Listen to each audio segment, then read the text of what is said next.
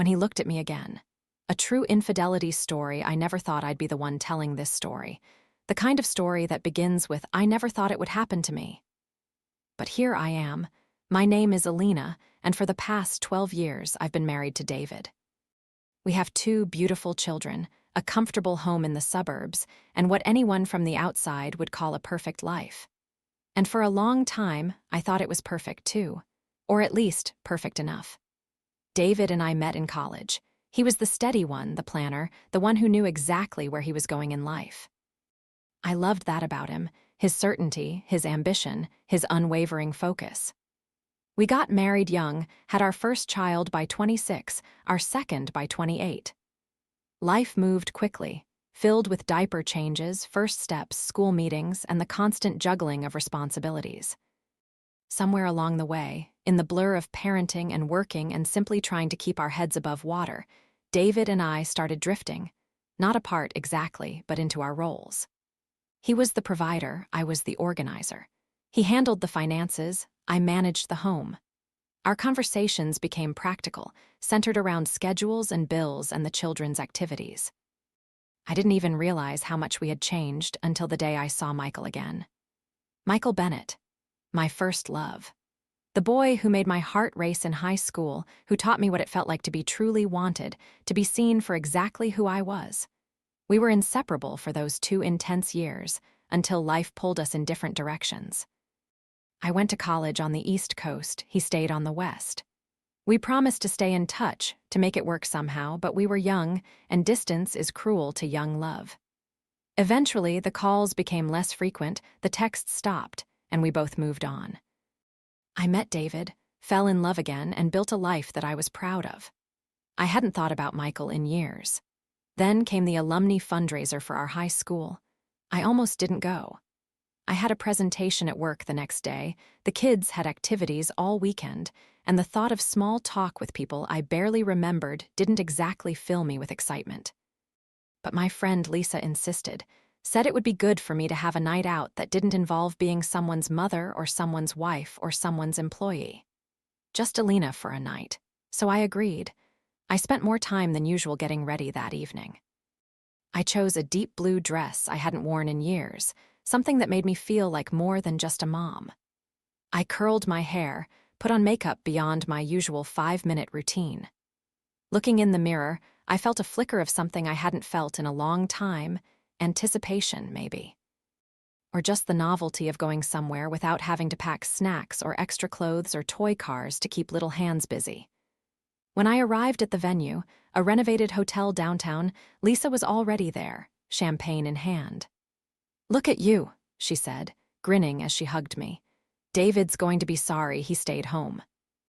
I laughed and took the glass she offered me. "David's probably enjoying the quiet. Besides, he wouldn't know half these people." We moved through the crowd, stopping to chat with old classmates, marveling at how some had changed dramatically while others looked exactly the same. It was pleasant enough, catching up on marriages and careers and children, but nothing I couldn't have learned from scrolling through social media. I was just telling Lisa that I should probably head home soon when I heard my name. Elena Rodriguez. I turned, and there he was, Michael, looking both exactly the same and completely different. His dark hair was shorter now, with a touch of silver at the temples that somehow only enhanced his appearance. His eyes were still that intense blue that had always made me feel like I was falling into the ocean. He was taller than I remembered, or maybe that was just the confidence he carried now, so different from the slightly awkward boy I had loved. "Michael," I said, and my voice sounded strange even to my own ears. "I didn't know you were coming." He smiled, and something inside me shifted. It was like muscle memory, the way my body remembered his smile. "Last-minute decision," he said. "Work brought me to town, and I saw the email about the fundraiser. Thought it might be nice to see some familiar faces." Lisa, ever perceptive, murmured something about getting more drinks and disappeared into the crowd, leaving Michael and me standing there, both of us trying not to stare and failing miserably. "You look amazing," he said finally. "Life's been good to you." I nodded, suddenly self-conscious in a way I hadn't been in years. "Can't complain. I'm married, 2 kids, working at an architectural firm downtown. I hesitated, then added, "And you?" "Divorced," he said. 3 years now, no kids, I'm a corporate lawyer, lots of travel." He paused, his eyes never leaving mine. "It's really good to see you, Elena." We found a quiet corner and sat down, and just like that, 15 years melted away. We talked about everything, our careers, his divorce, my children, the places he'd traveled, the home I'd designed. He listened in a way that made me feel like every word mattered, laughed at my jokes, remembered things about me that even I had forgotten. It was the most alive I had felt in years. When I looked at my watch, I was shocked to see that 2 hours had passed. "I should get home," I said reluctantly. "Early morning tomorrow." He nodded, understanding. "Can I get your number? I'm in town for a few days. Maybe we could grab coffee, catch up properly." I hesitated only for a moment before reaching for his phone. It was just coffee, just catching up with an old friend. There was nothing wrong with that. As I drove home that night, my mind was a whirlwind. Seeing Michael had unlocked something inside me, a part of myself I had tucked away so carefully that I had almost forgotten it existed. The Alina who was passionate, who dreamed, who felt things intensely. Not just the Alina who remembered dentist appointments and packed balanced lunches and kept the household running smoothly. David was asleep when I got home, his reading glasses still on his face, a book open on his chest. I looked at him, at the man who had been my partner for 12 years, who had held my hand through labor, who had built a life with me. I felt a surge of affection for him, mixed with something else, a strange sadness, a sense of something missing. I tried to shake it off as I got ready for bed. Michael was just a blast from the past, nothing more. The connection I had felt was just nostalgia, the allure of a road not taken. It didn't mean anything. But when my phone buzzed the next morning with a text from Michael, "Great seeing you last night. Coffee this week?" I couldn't ignore the way my heart raced. I told myself it was harmless as I replied, "Thursday, 2 p.m. I told myself it was just closure, just tying up loose ends from the past. I told myself a lot of things. Thursday came, and I found myself putting more thought into my appearance than I had in months. I chose a sundress that David had once said brought out the gold in my eyes, and I felt a pang of guilt. Was I crossing a line? But then I reminded myself that this was just coffee with an old friend. I was a grown woman, a professional, a mother. I wasn't doing anything wrong. Michael was already at the cafe when I arrived, sitting at a table near the window, his eyes lighting up when he saw me. That look did something to me, made me feel seen in a way I hadn't in so long. "I was afraid you might change your mind," he said as I sat down. I smiled, trying to appear more casual than I felt. "Why would I?" he shrugged. "Life gets busy, responsibilities pile up, it's easy to choose the safe option." His words hit closer to home than he could have known.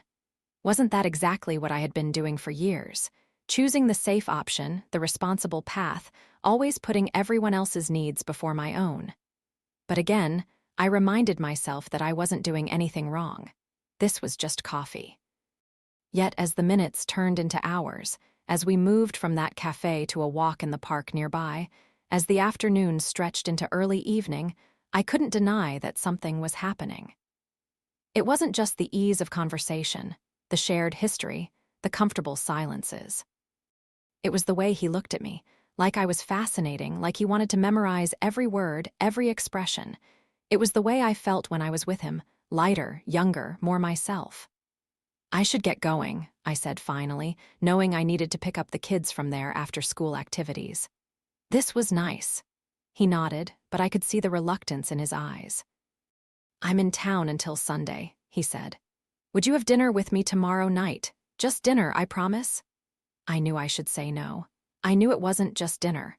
Not with the way my pulse quickened at the invitation, not with the way I had been feeling all afternoon, but I heard myself say yes anyway. As I drove to pick up the kids, I tried to rationalize my decision. It was just one dinner. I would tell David I was having a work event or meeting Lisa for a girls' night. It was a small lie, a harmless one. And after dinner, I would say goodbye to Michael properly, close that chapter for good, and return to my life, my family, my responsibilities. One night couldn't hurt, but deep down, I knew better. I knew that I was standing at the edge of something dangerous, something that could unravel the life I had so carefully constructed. I just wasn't sure if I wanted to step back or leap forward.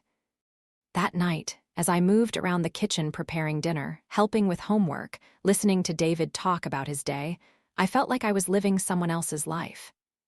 Everything was familiar. The routine, the conversations, the comfortable silence as we all settled into our evening roles. But I felt disconnected from it all, like I was watching from a distance. When my phone buzzed with a text from Michael, looking forward to tomorrow, I felt a jolt of electricity run through me. I quickly tucked my phone away, avoiding David's eyes. "Everything okay?" he asked, not looking up from his laptop. "Just work," I lied, and the ease with which the lie came surprised me. I had never been a good liar. David had always teased me about how my face gave everything away. But he didn't question me, didn't even look up to see the flush that I was sure colored my cheeks. That night, as David slept beside me, I stared at the ceiling, my mind racing. What was I doing? Was I really considering jeopardizing my marriage, my family, for a dinner with a man I had known 15 years ago? It seemed absurd when I framed it that way. But this wasn't just about Michael, was it? It was about the Alina I had been with him, the Alina who had somehow gotten lost in the shuffle of daily life, of responsibilities and routines. I thought about David, about the life we had built together. He was a good husband, a wonderful father. He had never given me a reason to doubt him, never failed to support me. But somewhere along the way, we had forgotten to see each other, to really look. We had slipped into parallel lives, connected by the children, by the house, by shared responsibilities, but not by the passion or curiosity or deep conversations that had once defined us. When had that happened? When had we stopped asking about each other's dreams, our fears, our innermost thoughts? When had we become so comfortable in our roles that we had forgotten the people beneath them? The next day passed in a blur. I went through the motions at work, responded to emails, attended meetings, but my mind was elsewhere. I kept checking the time, watching the hours tick by until my dinner with Michael. At 5:30, I texted David, "Working late tonight, presentation for the new client, don't wait up." Another lie, so easy now, he replied almost immediately, "No problem. Good luck with the presentation. Kids and I will order pizza." No questions, no suspicion, just acceptance. I should have been relieved, but instead I felt a twinge of. Was it disappointment? Did I want him to question me, to show some sign that he noticed something was different, that he was paying attention? I pushed the thought away and left the office, heading to the restaurant where I had agreed to meet Michael. He was already there, waiting at a table near the back, his face lighting up when he saw me. That look again, the one that made me feel like I was the only person in the room. "You made it," he said, standing as I approached. I smiled, trying to ignore the rapid beating of my heart. I said I would. Dinner was everything coffee had been and more. The conversation flowed effortlessly, moving from light-hearted reminiscences to deeper discussions about life, about regrets, about paths not taken. Michael told me about his divorce, about the loneliness he had felt afterward, about the way he had thrown himself into work to avoid facing the emptiness of his apartment. I told him about my career aspirations, the ones I had put on hold when the children were born, the ones I was only now starting to revisit. We talked about books, about travel, about the people we had become. "I've missed this," he said softly as we lingered over dessert. "Talking to someone who really gets me." I knew what he meant. I felt it too, the ease, the connection, the sense of being truly seen. "I should get going," I said finally, knowing that if I stayed any longer, I might do something I couldn't take back. He nodded, disappointment clear in his eyes. "I leave on Sunday," he said. "I wish we had more time." I didn't respond, didn't trust myself to say the right thing. He paid the bill despite my protests, and we walked out into the cool evening air. His car was parked in the same direction as mine, so we walked together, close but not touching, the tension between us almost tangible. When we reached my car, I turned to face him, intending to say goodbye, to thank him for dinner, to end this before it went any further. But the words wouldn't come. We stood there, looking at each other, the space between us charged with everything unsaid. "Elena," he said finally, his voice soft, I know this is complicated. I know you have a life, a family. I'm not asking for anything. But I need you to know that seeing you again, talking to you, it's made me realize what I've been missing all these years. I swallowed hard, my throat tight. Michael, he shook his head. You don't have to say anything. I just wanted you to know. And then, before I could respond, he leaned forward and kissed me, a soft, gentle kiss that lasted only a moment but sent shockwaves through my entire body.